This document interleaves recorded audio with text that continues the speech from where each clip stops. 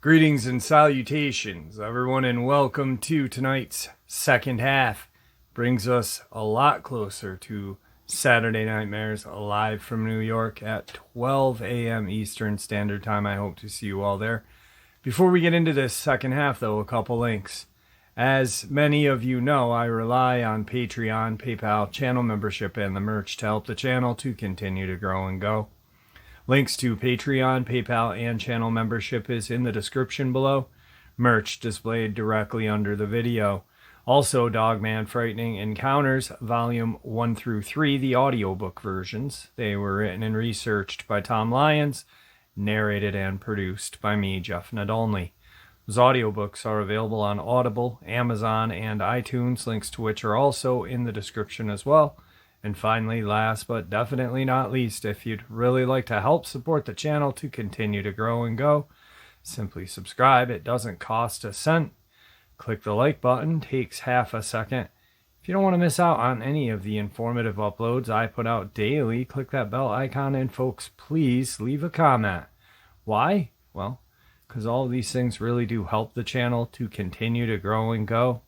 And yes, folks, they definitely do matter. Now, everyone, I have taken far too much of your time. Let's jump in to today's second half, shall we? Christian County headliner news. Opinion. Dogman, werewolves. Could be Bigfoot. Sam Updegrove has been fascinated with the unexplained since childhood. He began actively investigating paranormal incidences in his late teens and has continued for more than 4 decades. Now retired and a cancer survivor, he has lived in the southwest Missouri Ozarks for over 30 years. Recently, a post on a group page I am an admin of brought up the subject of what have come to be known as Dogman, Bigfoot-type creatures, in that they are large, bipedal, and covered with hair, but with a noticeable muzzle, more reminiscent of a canine hominid. Hence the name. Dogman reports are far fewer in number of those involving Bigfoot, either because they are few in number and seldom encountered, or because of the extra stigma attached to reporting what sounds like a werewolf from one of the old movies my generation grew up on. I have no doubt that many of the witnesses who come forward with such accounts are sincere, but the human mind always has a way of playing tricks on our perception that can be quite convincing. If a person sees a large, hair-covered, upright figure under poor viewing conditions and only gets a quick, unclear look at the face, imagination takes over and fills in the gaps. If they immediately assume it's Bigfoot, they're going to perceive it as having the classic primate facial features.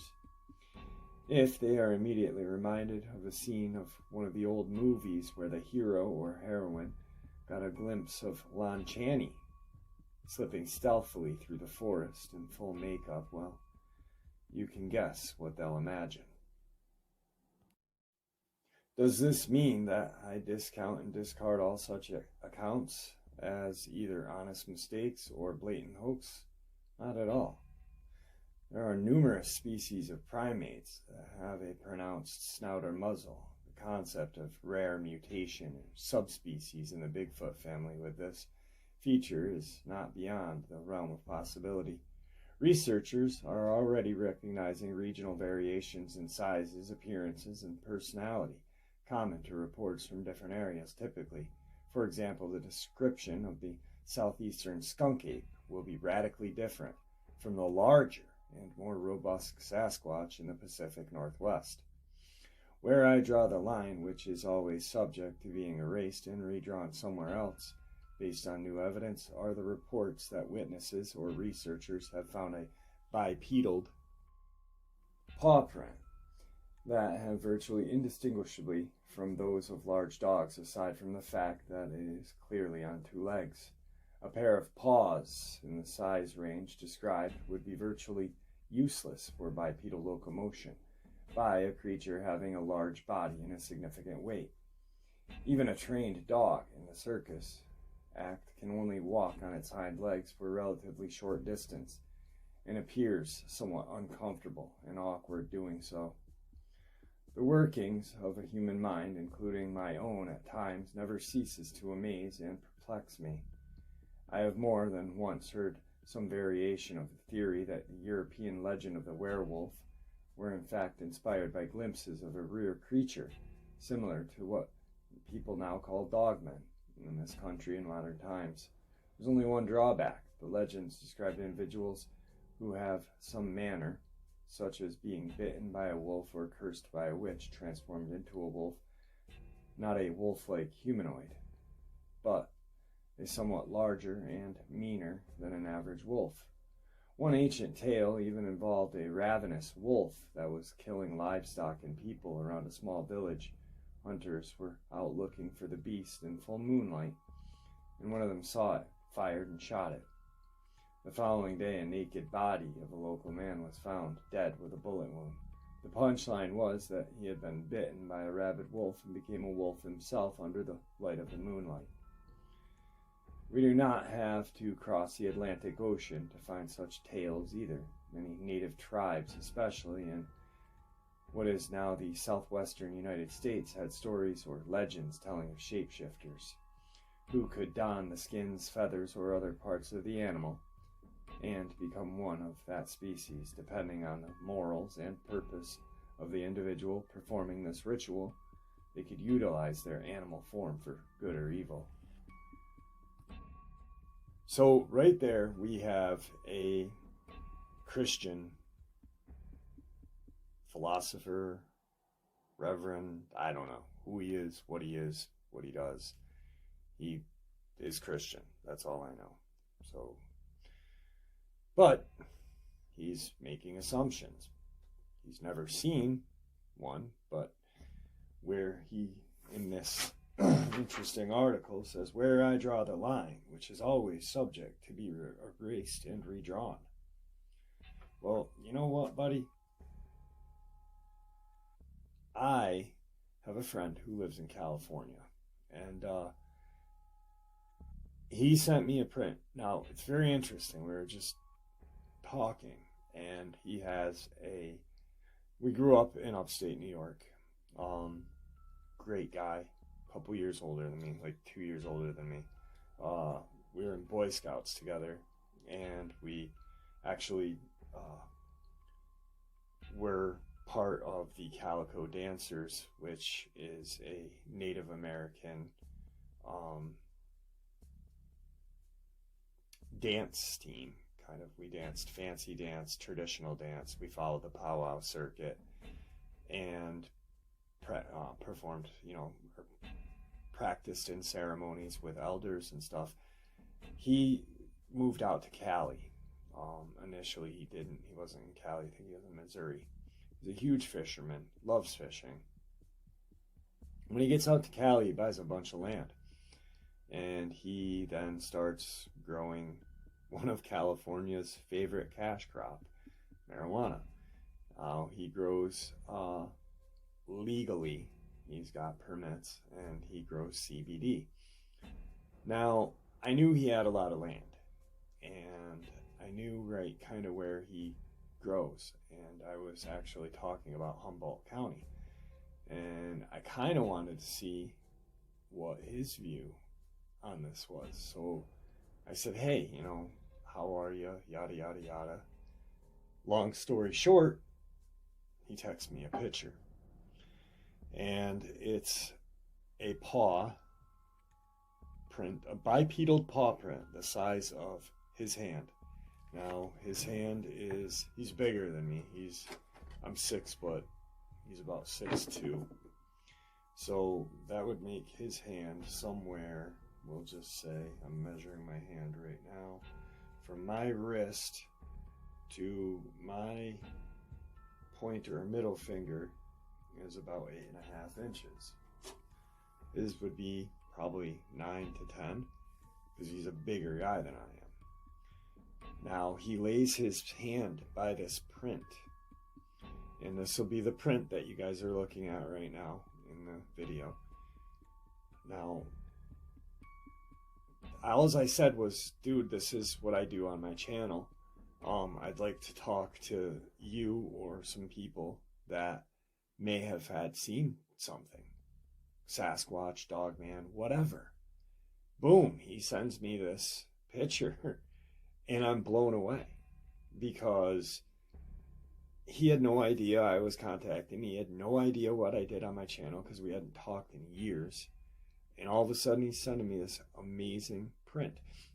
It does not look like anything like these prints that people are, I believe, and I honestly do believe, making up. And I'm sorry, but, you know, like this guy said in this article, a bipedal dog is not going to, those paws are so small, regardless of even it being 8 foot around, you know.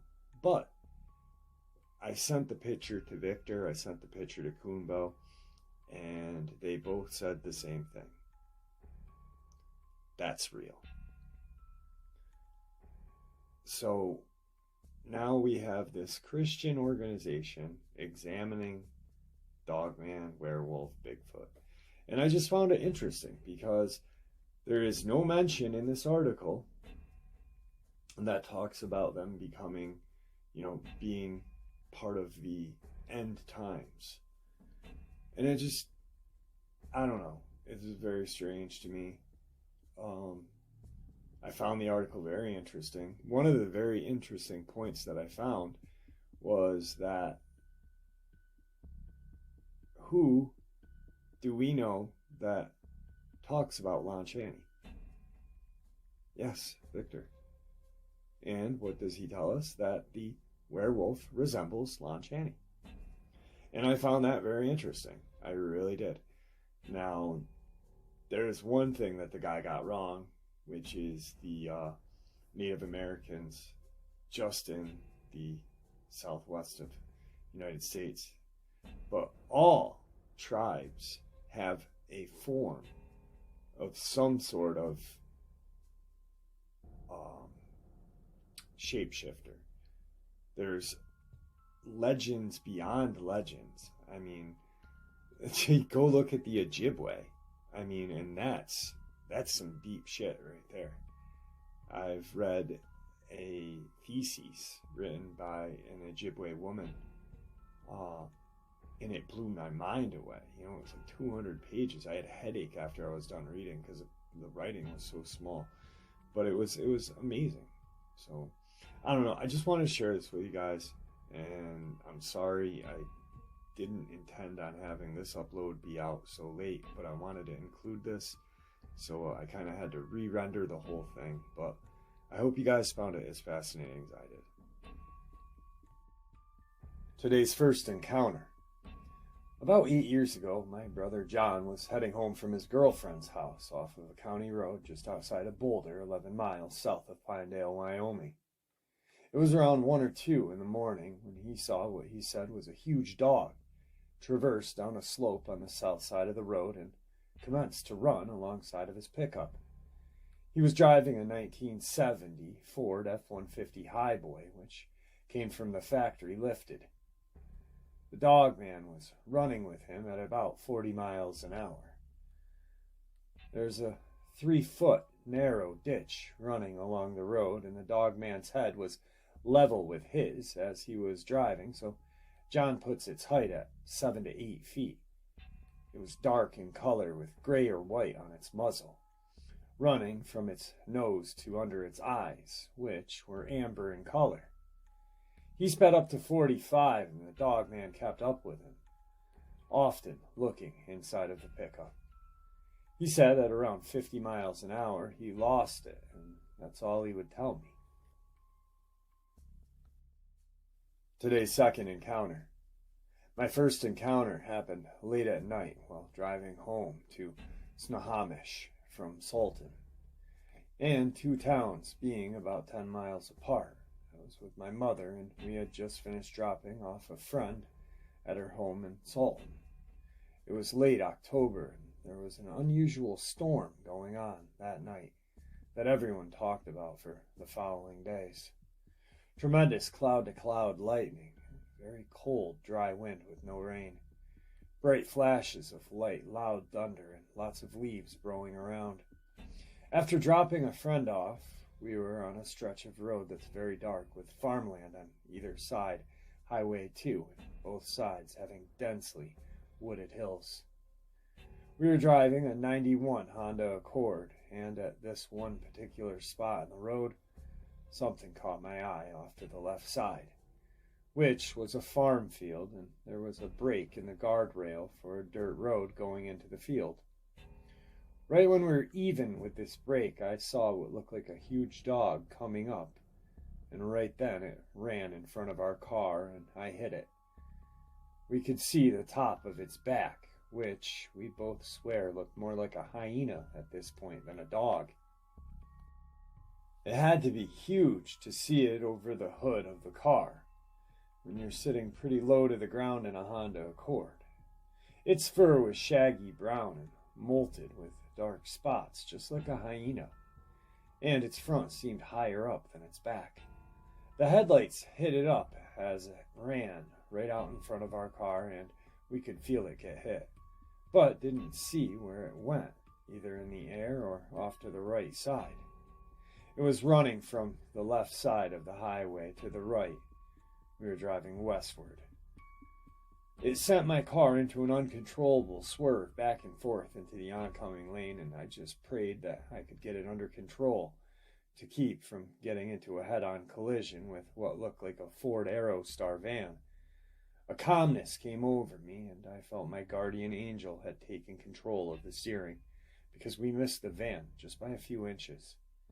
After going a little way further, we both shook up. I pulled off to the side. My mother said she wanted to go look for the dog because we both love animals and felt bad about hitting something. But I had a bad feeling about looking for this dog because it had looked so strange and I was afraid of it. It was dark and stormy. It didn't feel safe and I just wanted to get home.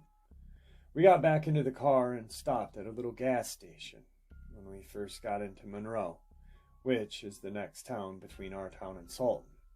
We got out to look at the front of my car, thinking surely there would have been some evidence of hitting something that large. We were going the highway speed when we hit it, which is 60 miles an hour. Like a dent, some fur or blood, but there was nothing, not a scratch. The whole thing had a very supernatural feel to it. The look of this dog, which was huge and looked more like a hyena, just didn't seem right. Neither did the timing of it running in front of us, like it wanted to make us stop on that dark stretch of road and get out of the car, which we did, but we got right back in. I never saw it on two legs. It ran on all fours, but there was something so calculated about the way it came up to the highway and looked at our car and ran in front of it. It seemed planned. It was such a strange electromagnetic type of storm that night as well. The next day, people we knew that lived miles and miles apart in many different directions all talked about the storm, and one particularly loud thunderclap that shook everyone's home. They all thought it was directly over their house, but they were all miles apart.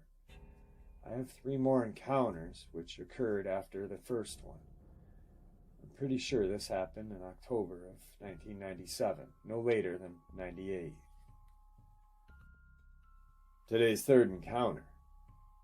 I was out at my grandparents' house hunting coyotes as usual this time of year. I was hiking through my next-door neighbor's land to get to a wood-covered land in the back. While I was hiking, I got the feeling like I was being followed by something to my right. I stopped and switched the red tint on my headlamp to my spotlight, but I didn't see anything. Then I switched back to my headlamp and pulled my rifle back up and continued my hike. It was about 6 in the morning and the sun was just coming out. I was sitting in my hide I had made the day before. That's when I saw something behind a group of trees on my left. It was crouched. I raised my rifle, looked through my scope, and froze when I saw the creature staring back at me. I panicked and fired a shot off, That's when it stood up and took off deeper into the woods. I sat there probably another 25 minutes before I decided it was safe to head in, and did so. Later that day, I grabbed my grandfather, and we both went out where I had seen the creature, when it stood on two legs and took off. We measured where I had seen it, and it was roughly 7.5 feet tall. To this day, I'm terrified to go out at night and early morning hours. Today's fourth encounter. After attending a matter in Austin during the day, I decided to camp out near Pedernales Falls State Park in a private ranch that I won't name. The lady there was really nice, and I don't wish her any bad business. It was after dark, around 6:30 p.m. on a Friday, November 18th, 2016, when I was invited to explore and set up a camp anywhere on the property. I went to the most isolated part in the back near a creek. Once in the area, I heard screams made by people, approximately 2 males and 1 or 2 females. At first, I thought to myself, damn, I'm going to have to hear these drunks yell all night, as I blasted off their primal scream therapy routine. They had set up a campfire below next to a creek. I was about 150 yards away, high up on a ledge. The creek ran about 10 yards below me, and I caught a glimpse of their fire, but not of the people. Only quick shadows darting past the flames. It was odd, but I didn't think much of it at the time. I proceeded to return to my area where I parked my car and gathered firewood. I ignored the screams that these folks were making, yet I noticed that I never once heard talking or voices commenting in a normal language. Just screams that kept getting more intense and strong and long in duration. Still, I did not think it was too weird. I kept about my business, trying to set up my camp and my tent in the dark. After struggling, the flashlight in my mouth and knees scraped from lying out the bedding in the tent, I walked around, enjoying the opening view of the sky. By now, the screams had turned into barking and howling. Earlier, during my wood-gathering forage, I had heard someone walking in the darkness, and I assumed it to be a female person who probably had strayed from their perimeter to go to the bathroom. I spoke to the person in the dark, mentioning that I would be setting up camp in the upper area away from them. The person never answered, so I felt confident I had established a territorial mark where I would not go near them, and they, in turn, would not come close to me. Nevertheless, I still did not think anything was weird up to that point. What began to worry me was when an hour later, as I was about to begin my fire and rest in the tent, 3 or 4 howls united into a very loud crescendo. That got my attention. The barking now was more intense and deeper. At first, I thought that maybe these people were using dogs to fight each other. But it was not like that. In dogfights, you can listen to the dogs tearing into each other and the voices of the men cheering on. Here, the barking seemed to be going on in one direction, as if the dogs or coyotes were competing to outdo each other with barks, wailing, and howling. As my mind tried to comprehend what was going on, another possible scenario appeared to my reasoning capability. Maybe they had set up speakers and were playing a recording of barks and howls. But that really made no sense. Once again, the barking deepened and the howling became more fierce and louder. That's when I decided that I would not be able to sleep there at all. Besides, the sounds did not appear to be human-based at all. I collapsed the tent and struggled to set up for almost an hour and left. The stone ring and all the firewood of different lengths and thicknesses stacked and ready. A sense of self-preservation came over me as I was alone, unarmed except for a long, heavy machete I gripped with my right hand. Before leaving, I crept as far as I could to the ledge where earlier I had seen their campfire, but the barking and howling was too great. I crept up quietly in a defensive combat mode, only 25 yards further. I didn't reach the 50-yard mark at the ledge, where I had been 2 hours earlier. How I wished I had a tape recorder with batteries so that my wife could have heard what I heard. Like I said, I could not go any deeper or closer to them because the things voicing out the barking and howls were not people. I never saw them. Today's fifth encounter. On April 4th of this year, 2008, I came back from work around midnight. Like most nights, I sat down on my back porch and lit a cigarette and relaxed. However, unlike most nights, I heard something new. I'm used to coyotes and my neighbor's dogs barking, but in this case, I heard something new.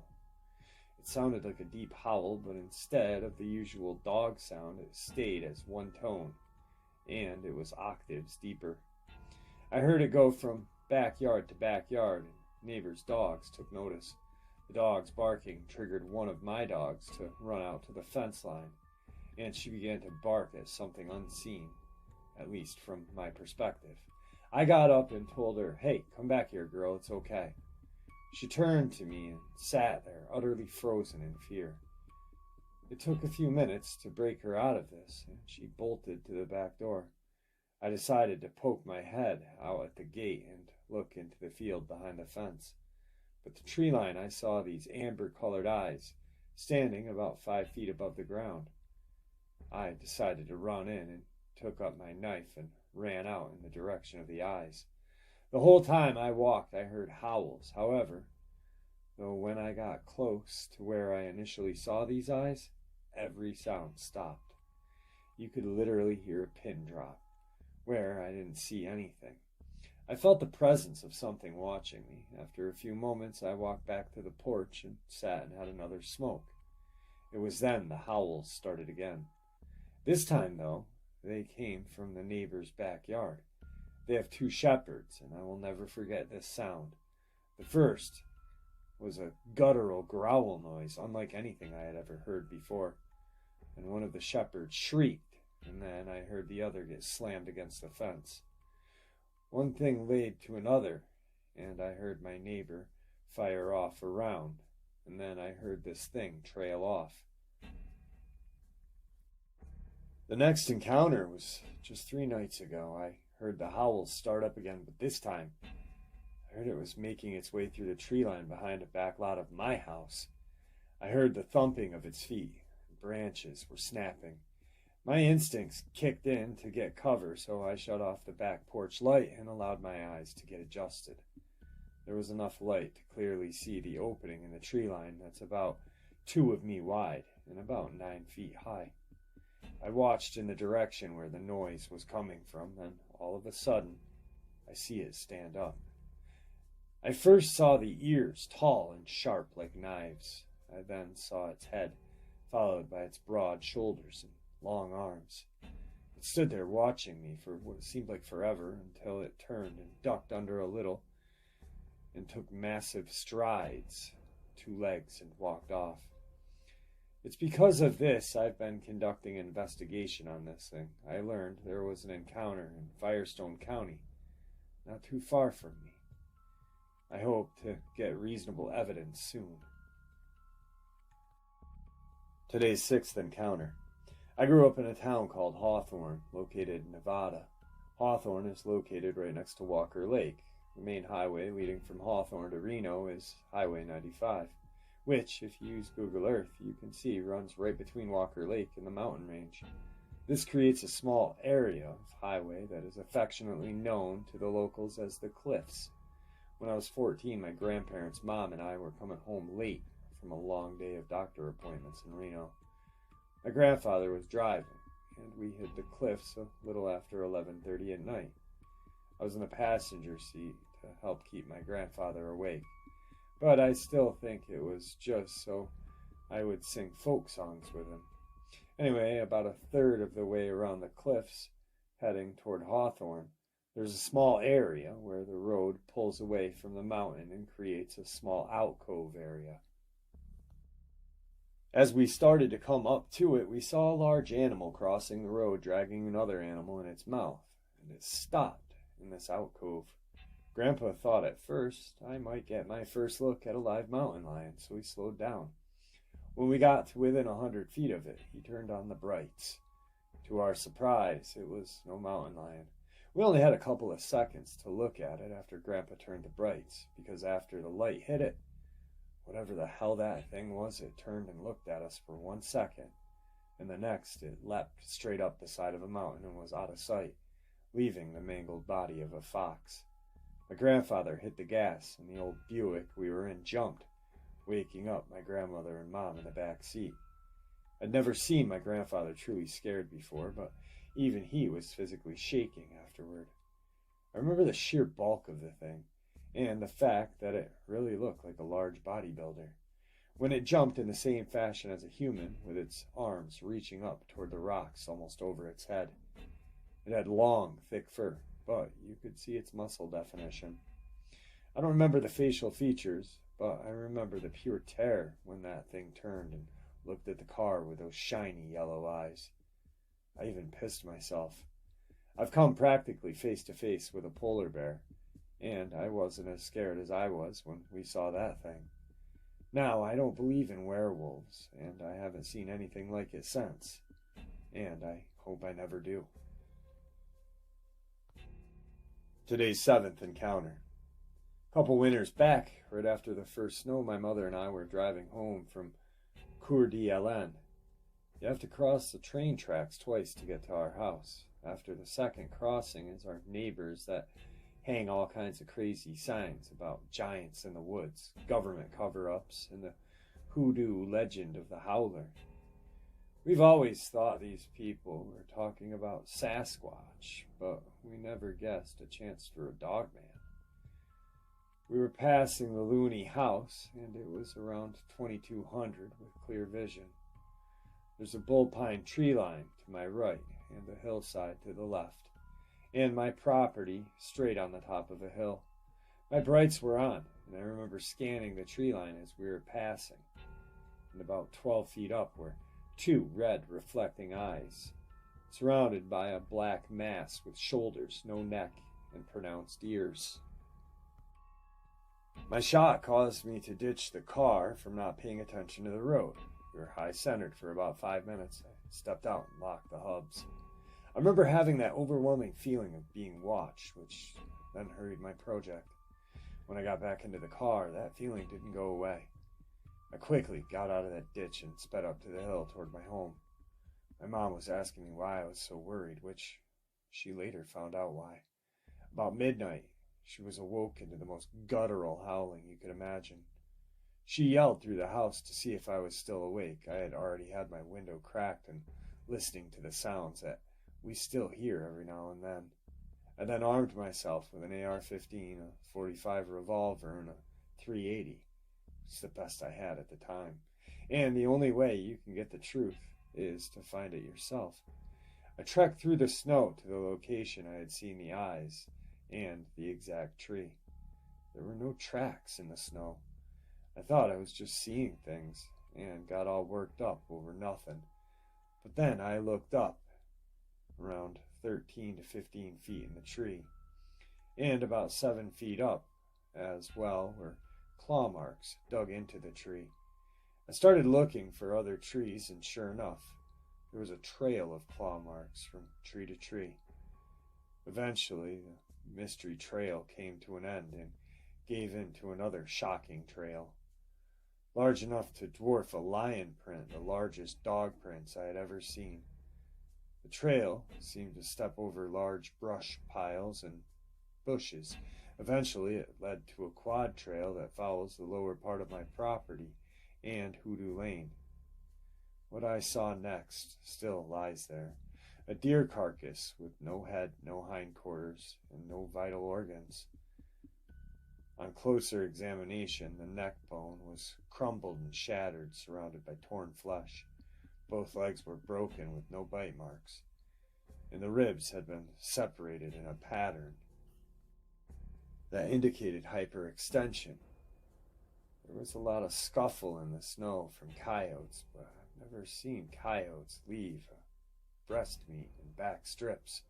What concerned me even more was I found a leg wedged in the fork of a thin pine about 12 feet off the ground. This tree couldn't support a bobcat. I've never gone back into the woods behind my house without being armed. My neighbors now think I'm the crazy one. I dress in full combat gear when I set trail cams. I guess I am the weird one now. But I will tell you this. There is something in my woods that has the rancher across the street thinking a grizzly attacked his cows in November. Every neighbor hears the howls. I asked my landlord at the bar if he had seen or heard anything while he was living there, and his face went white as a ghost. I haven't had a sighting since, but I did have an ice ball thrown at my car, and there are no kids in this neighborhood. Today's 8th encounter. I saw a Dogman walking along the Greenbelt in Boise, Idaho. And to be more specific, the area would be Garden City. The actual location on the Greenbelt would be the area of Greenbelt that is just on the other side of Veteran Parkway. For those not familiar with the area, the Boise River flows through downtown Boise and Garden City. The Greenbelt is a walking, biking path that is paved and goes right next to the river. It was about 3 in the morning in February of 2008. I was scraping the ice off my car window. I had to be at work by 4 in the morning. I realized that it was eerily quiet. I looked up and saw it walking along the Greenbelt, going towards the Veterans Parkway Bridge. The bridge goes over the Boise River, and the Greenbelt pathway goes under the bridge. It was tall, I'd guess at least 7 feet tall. It turned its head and looked at me. It had green, neon-colored glowing eyes. I said out loud, "Oh my God." It turned its head back and continued walking along the Greenbelt. It was walking slowly. I was frozen with fear and didn't move until I saw it vanish behind a building that was next to the Veterans Parkway Bridge. I assumed that it continued to walk along the Greenbelt under the bridge. It had dark brown fur all over its body, pointed ears, a long snout, weird legs, and a tail. I got a pretty good look at it. That section of the Greenbelt is at the end of a dead-end street, and has a couple of businesses there with parking lots that are all lit up with streetlights. I only saw it that one time. Today's 9th encounter. Crowley, Louisiana, population 13,435. Down the railroad tracks about 2 miles is an old nursery, the Ziegler Plant Nursery. The old couple, the Zieglers, are both now dead, but the 5-acre homestead is now owned by a veterinarian, Dr. Artall, who lives on the property. The previous owners reported 2 werewolf creatures jumped a fence in broad daylight as their children watched in terror. The daughter and son jumped atop the car spellbound. Later encounters had the werewolf excrement poop on the front porch. State wildlife authorities came and filled out a report, but could not identify the poop or the tracks of the paw prints at all, as listed in any logged familiar comparison to identify species known. So come to find out, this homestead is built on an Indian burial ground. I called Mrs. Ziegler after her husband died. She stated she had a loaded firearm in every room and a holy cross in every room. As of 2010, Mrs. Ziegler also passed away. I recently went to the Crowley barber shop, and an elderly gentleman said he once was a gardener, maintenance, grass mower at the Ziegler Plant Nursery years ago. And when he would go inside the house, objects would move on their own, and the furniture and beads would shake violently, and the crosses would spin upon the walls. Today's 10th encounter. I'm 16 years old, grew up here in Montana, pretty active in the outdoors.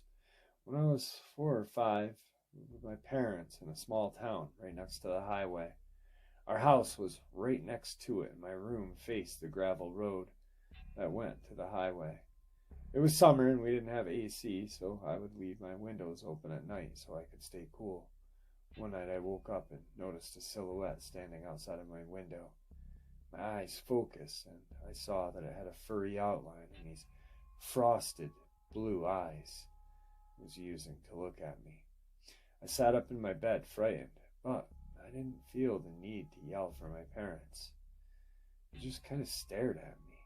While looking at it, I saw that it had pointed ears with tufts of fur like a lynx, and a muzzle like a German shepherd. It was fairly muscular and was almost resting on my windowsill, like it was leaning against it. We stared at each other for a good couple of minutes. Then it smiled at me, like a dog does, and even tilted its head. It then backed away from my window, walked across my yard to our chain-link fence, and literally stepped over it. I got out of bed to watch this thing as it got down on all fours and ran down the road, across the highway. Listening, I heard it yip and bark, while on the other side, which was a prairie, with a but then forest. It was almost like it was calling to the others. Looking back on this, I feel like maybe it felt like I didn't pose a threat. Maybe it was just curious. Back then I was a little kid. Now I'm a lot bigger, 6'7", and almost 200 pounds. So I'm thinking if I saw one of these things again, I probably wouldn't get the same reaction. All right, folks, I hope you all enjoyed tonight's second half as much as I enjoyed sharing it with you. I'd like to thank you all for supporting the channel. It is, after all, your support that helps the channel to continue to grow and go, and honestly what gives people a chance to share their experiences, theories, and ideas judgment-free. Thank you. Please, everyone, stay safe, happy, healthy, and ever vigilant, keeping an eye on our children, pets, family, friends.